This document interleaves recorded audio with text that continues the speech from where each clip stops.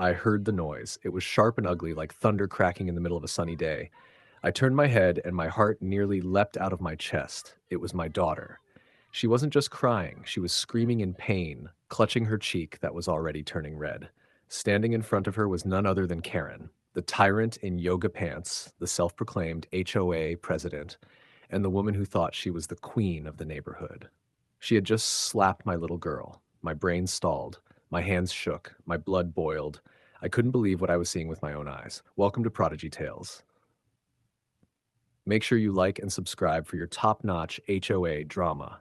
Karen had finally crossed the line, but before I tell you exactly how nuclear this got, let's roll it back a bit. You see, it didn't start with fists flying or kids crying. No, it started with Karen's precious car. A simple scratch.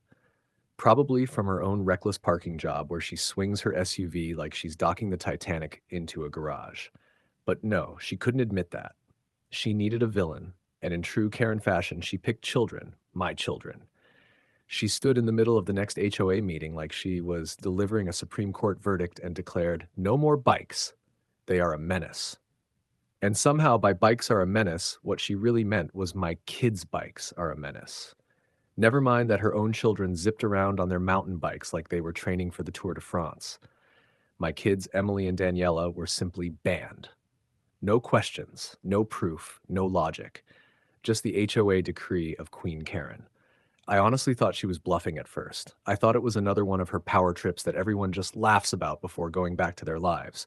But the truth was, Karen was dead serious. She glared at my kids like they were public enemy number one, and I should have known then this wasn't over. This was the spark that was about to ignite an inferno. Before we dive in deeply, let us know in the comments what country or which city you're watching this story from. We'd love to know how far this story travels. At first, I tried to reason with myself. Maybe it wasn't worth the fight. Maybe, just maybe, following Karen's so-called rule would keep the peace. If the whole neighborhood wanted to give up bikes, fine. I'd rather have quiet evenings than another screaming match. But something was off.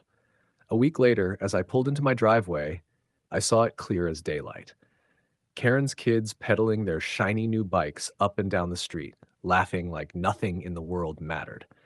Meanwhile, my daughters sat on the curb, their bikes parked in the garage like prisoners behind bars, staring at the Karen spawn like they were watching a circus they weren't allowed to join. That image burned me alive. The hypocrisy, the smugness, the way Karen's kids looked at mine as if victory was theirs. I stormed straight over to Karen's house. She answered the door with that fake HOA smile, the kind that says, "I'm untouchable." I didn't waste time. "Why do your kids get to ride their bikes while mine are banned?" I demanded. She leaned against the doorframe, arms crossed, and smirked. "Because I'm the HOA president. I make the rules. You, dear, are just another homeowner. And if you don't like it, maybe you should consider living somewhere else." Her words weren't just insulting, they were gasoline on fire. She laughed as if I was powerless, as if I couldn't do a damn thing. I wanted to snap right there, but I kept it together, for the moment. I walked back home, fists clenched so hard my nails dug into my skin. That night, my daughters asked me again, "Dad, why can't we ride our bikes? Did we do something wrong?" I couldn't even answer without choking on my anger. Something had to change. If Karen's kids could roam free on their bikes, then my kids damn well deserved the same. So I made my decision right then and there. Rules or no rules, HOA president or not, tyrant or dictator, my girls were going to ride their bikes. And Karen was about to find out what happens when you try to crush a family with petty power games. The very next morning was Saturday, the kind of day kids dream about. No school, no alarm clocks, just freedom. Emily and Daniela had finished their chores, and I was sipping coffee when Emily looked up at me with those hopeful eyes and asked, "Dad, can we please ride our bikes today?" Normally, since Karen's decree, I had crushed their hopes with a, "Not today, honey." But that morning, something inside me snapped. I slammed my cup down and said, "You know what? Forget Karen. Go ride your bikes." Their faces lit up brighter than fireworks on the 4th of July. Within minutes, they were zipping down the street, their laughter echoing like music. I stood there watching, heart swelling, finally seeing my girls free again.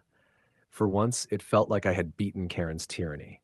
But of course, the devil never sleeps. As Emily and Daniela pedaled past Karen's oversized McMansion, the front door burst open like a horror movie jump scare. Out stormed Karen herself, in her robe, hair flying wild, clutching a mug of coffee like it was a weapon. She screeched, "I told you brats, no bikes!" My girls froze. Emily tried to pedal faster, but Karen was already in the street. She grabbed the handlebars and yanked Emily off balance. And then it happened. A resounding slap. Loud, sharp. My daughter's head whipped sideways, her face turning pale before the tears came. My heart dropped. I was already sprinting, my body moving before my brain caught up. By the time I got there, Daniela was screaming, Emily was clutching her cheek, and Karen stood there puffed up like she had just won a war. "What have you done?" I roared. My voice cracked the air like thunder. Karen smirked and said, "This is what happens when you disobey your HOA president. You should have listened." That smug tone nearly pushed me over the edge. My fists tightened. Every instinct screamed to knock her into next week, but instead I grabbed my phone. My fingers flew as I dialed 911. Yes, I need police at Maplewood Lane right now. Assault on a child. My voice shook, but my resolve was iron. Karen's reign of terror was about to face real law. The sirens came fast, echoing down the cul-de-sac like Judgment Day itself. Karen stood stiff, trying to look composed, but her hands still twitched from the slap. Emily clung to me, cheeks wet with tears, while Daniela glared at Karen with a hatred far beyond her years. Two squad cars rolled up, doors swung open, and out came the officers, hands resting on their belts. Before I could even open my mouth, Karen jumped in front of me and started her performance. "Officers, thank God you're here. These children were disobeying community safety rules. Bikes are banned. They were a danger to everyone, and I simply disciplined them." She actually said disciplined, like she was some sainted authority figure. My jaw dropped. The cops didn't buy it. Not one bit. One officer turned to Emily. "Sweetheart, what happened?" Between sobs, my daughter whispered, "She slapped me." That was it. No debate. No committee meeting. No HOA nonsense. The officers turned on Karen. "Ma'am, turn around. Hands behind your back." Karen's face drained of color. She sputtered, "What, me? I'm the HOA president. You can't do this to me." But the cuffs clicked, cold and final. Neighbors spilled out of their homes, phones up, recording every second of Karen's humiliation. The queen of the cul-de-sac dragged off her lawn like a common criminal. I pressed charges that same day. Child assault, child endangerment, battery. The DA didn't play around. Karen strutted into court thinking her title meant power, but reality hit like a sledgehammer. The jury didn't care about her HOA crown. They cared about a grown woman striking a child. Guilty. The judge dropped the hammer. $4,000 in fines, community service, and 2 weeks in county jail.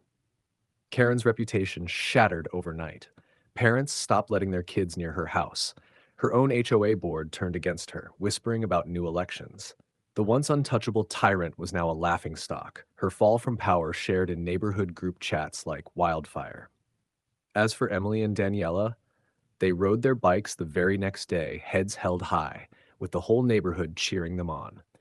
Karen had wanted obedience. Instead, she got humiliation on a scale she never imagined. The end. Please like and subscribe for more HOA showdowns like this.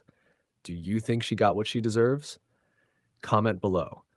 Also, if you really love this video and want to support the channel directly, you can hit that super thanks button below. It really helps us keep bringing you more HOA chaos.